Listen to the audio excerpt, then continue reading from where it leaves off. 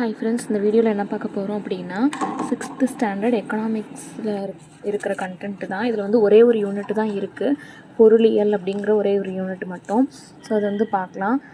சேமிப்பு அப்படிங்கிறது வந்து என்னென்னா, வருமானத்தில் நுகர்வுக்கு செலவு செய்யாதது போக எதிர்கால தேவைக்காக ஒதுக்கப்படும் தொகை தான் சேமிப்பு அப்படின்னு வந்து சொல்கிறாங்க.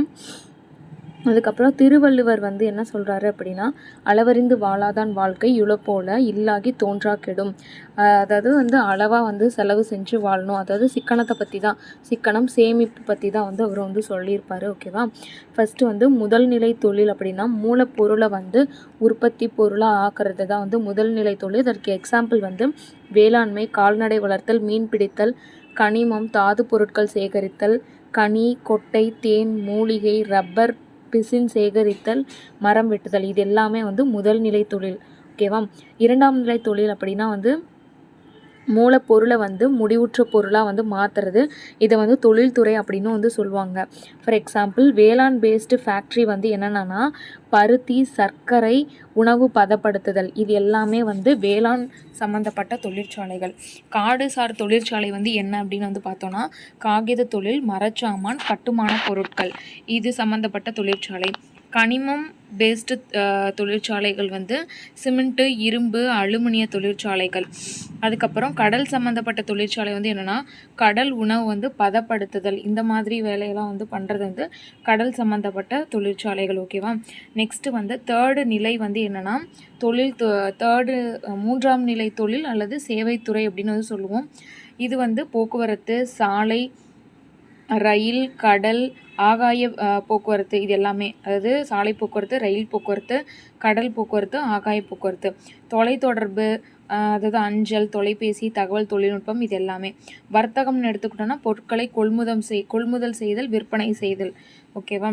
நெக்ஸ்ட்டு வங்கி வந்து பண பரிமாற்றம் மற்றும் வங்கி சேவைகள். இந்த போக்குவரத்து, தொலைத்தொடர்பு, வர்த்தகம், வங்கி, இது எல்லாமே வந்து சேவைத்துறையில் வந்து அடங்கும். நெக்ஸ்ட்டு வந்து தானிய உற்பத்தி செய்பவர் வந்து முதல்நிலை தொழில் செய்வோர் அப்படின்னு அழைக்கப்படுறாங்க. தேன் சேகரித்தல் வந்து முதல்நிலை தொழில். மூலப்பொருளை வந்து பயன்பாட்டு பொருளாக மாற்றுறது வந்து இரண்டாம் நிலை தொழில்.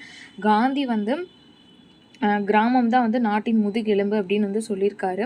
தமிழ்நாட்டில் வந்து 47% மக்கள் வந்து நகரத்தில் தான் வசிக்கிறாங்க, மீதி இருக்கிறவங்க தான் வந்து கிராமத்தில் வசிக்கிறாங்க அப்படின்றாங்க. பொருளாதார நடவடிக்கை பயன்பாடு அடிப்படையில் வந்து பிரிக்கப்படுகிறது. என்ன மாதிரி வந்து யூஸ் பண்ணுறோம் அப்படின்னு பயன்பாடு அடிப்படையில் தான் பிரிக்கப்படுது அப்படின்னு சொல்கிறாங்க. சர்க்கரை ஆலை அப்படிங்கிறது இரண்டாம் நிலை தொழில். பருத்தி ஆலைங்கிறது வந்து வேளாண் சார் தொழிற்சாலை. பண்ணை வந்து கூட்டுறவுத்துறை.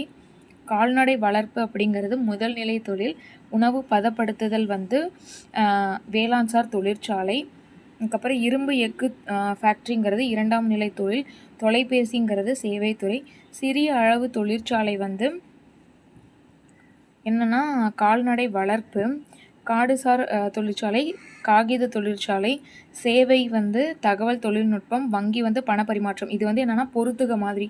ஓகேவா? இங்கே மேலே இது வந்து ஒரு பொறுத்துக, கீழே வந்து இது ஒரு பொறுத்துக. வங்கி வந்து பரிவர்த்தனையா.